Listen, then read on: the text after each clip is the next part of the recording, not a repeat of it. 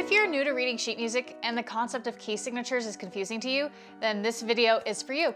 Key signatures seem like one of those things that you just have to memorize in order to understand, but I'm here to tell you that there are patterns and tricks to them, and understanding these patterns will expedite the learning process so you can get back to making music. Hi there, I'm Sydney from Smart Game Piano, and I'm here to explain the concept of key signatures. Watch this video next to your piano or keyboard because this instrument is an extremely useful visual tool. So pause the video, head over to your instrument, and press play over there. Let's start with the definition of a key.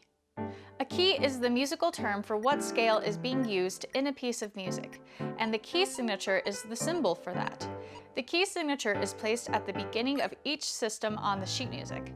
If a piece of music changes keys, you'll see that change wherever that happens, and then at the beginning of each new system afterwards. There are 15 different key signatures. The default key signature is no sharps or no flats, and that's for C major, A minor, or an atonal piece. C major and A minor are keys that only use white keys on the piano. Any other key signature, whether it's using sharps or flats, will alter a white key by a half step. And just to make sure we're on the same page, let's go over some other definitions. A half step, also known as a semitone, is the smallest distance between two pitches. On a keyboard, a half step is played between two keys that are right next to each other. Be careful with the white keys though. These two notes are a half step apart, but these two are not because there's a black key in between them and therefore they are not right next to each other. These two are a half step because they don't have a black key in between them. A sharp alters a pitch half a step up. A flat alters a pitch half a step down. So if you see an F sharp, you will play this black key here because it is a half step up from F. And if you see an A flat, you'll play this key here because it is a half step down from A. Hey, come here for a second. Okay, focus on me for a second. A black key is not called a sharp, nor is it called a flat, and it's definitely not called a minor.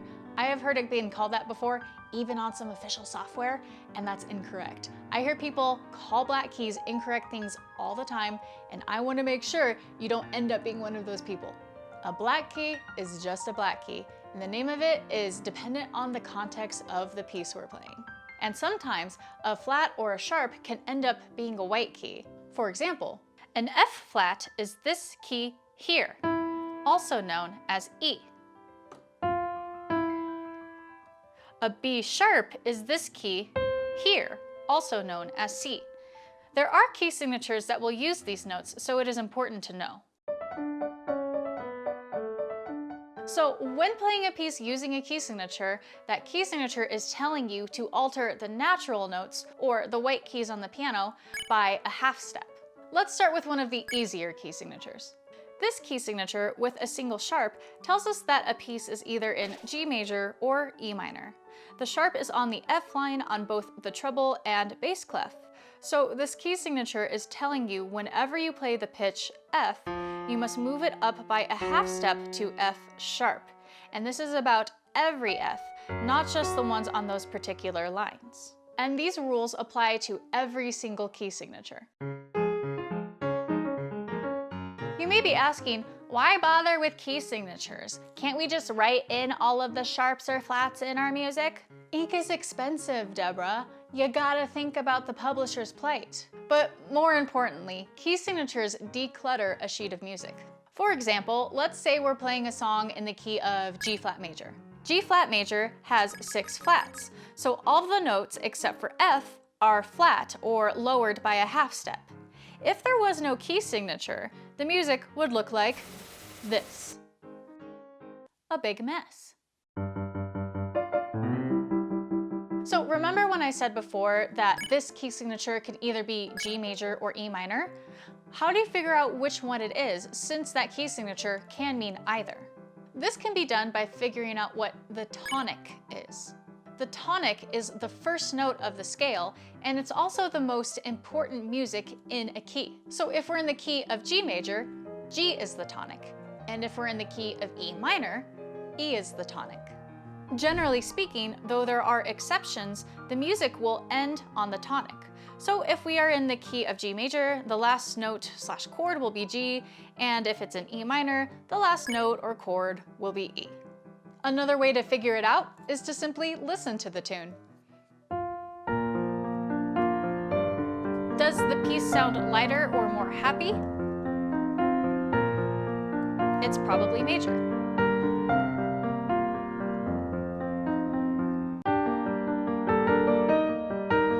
Or does it sound sadder and a bit dark? It's probably minor. And if you can't figure it out, you should ask your online piano teacher. We can't talk about key signatures and not talk about the circle of fifths. Key signatures are actually very organized and follow a precise and consistent pattern, and the circle of fifths is the visual tool that shows how that pattern works. On the top of the circle are key signatures with no sharps or flats, C major and A minor. As you move clockwise around the circle, you go through the key signatures with sharps. When you move counterclockwise, you go through the key signatures with flats. At the bottom of the circle are key signatures that can be spelled multiple ways. Don't worry, we are going to get to those later. And either way you move on the circle, you move by a fifth. A fifth is an interval made up of 7 half steps. Moving clockwise is moving up by fifths. G is a fifth up from C. D is a fifth up from G. And A is a fifth up from D, etc., etc. Moving counterclockwise is moving down by fifths. F is a fifth down from C, B flat is a fifth down from F, E flat is a fifth down from B flat, etc., etc., etc. And you know what else is cool? The key signature itself, or the organization of the sharps and flats on the sheets, follow the same pattern. F major has 1 flat, B flat, and the next in the circle of fifths is B flat major, which has 2 flats, B flat and E flat. E flat is down a fifth from B flat. And the next key, E flat major, has 3, B flat, E flat, and A flat. So the flats on the key signature are also moving by fifths. And here's a fun trick. The new flat in each key is the tonic of the next key in the circle of fifths. F major has a B flat, and that happens to be the next major key counterclockwise on the circle. B flat obtains an E flat next, and that happens to be the next key. Pretty cool, right? Now, key signatures using sharps don't have that same hint of what the next key is going to be, but the sharps itself also move by fifths. As we learned earlier, G major has 1 sharp, F sharp, and the next key up, D major, has 2 sharps, F sharp, and now it adds C sharp. The new C sharp is a fifth up from F sharp. And A major does the same thing, which adds G sharp, which is a fifth up from C sharp, and etc., etc., etc., etc. And minor keys work the same way as major keys do. A minor moves up to E minor, which moves up to B minor, which moves up to F sharp minor, all of which is up by fifths. And A minor moves down to D minor, which moves down to G minor, which moves down to C minor, all of which is down by fifths. The circle of fifths is just layers upon layers of fifths, no matter which way you look at it. Use this knowledge to help you remember what the keys are and how they function. As I mentioned earlier, the bottom of the circle of fifths has keys that can be expressed in multiple ways. D flat major can also be C sharp major, F sharp major can also be G flat major, and B major could also be C flat major. This is because the circle is giving you 2 different enharmonic ways of spelling those keys. Enharmonic basically means you can spell one pitch a couple of different ways. Remember this previous example?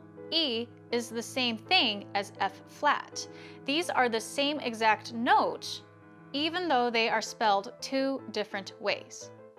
Key signatures work the same way.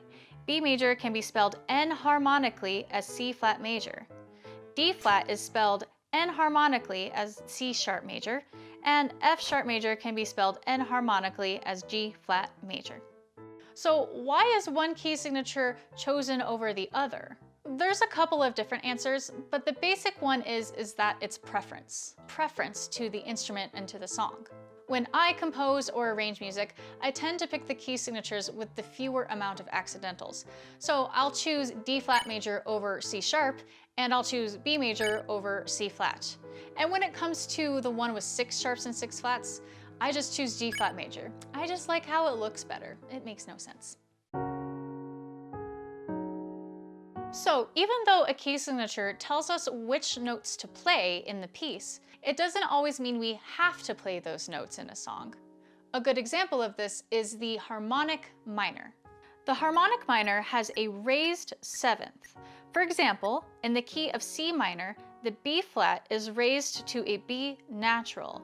In those instances, the music will put a natural in front of the B that you need to alter. A natural cancels out a sharp or a flat. In a minor key that uses sharps, like B minor, you'll need to put a sharp in front of A, even though there isn't an A sharp in the key signature. But this doesn't just pertain to harmonic minors. Sharps, naturals, flats, any accidental can be used for any reason the composer wants. You just gotta make sure you play it. So how useful is it to retain all of this information in your practice sessions?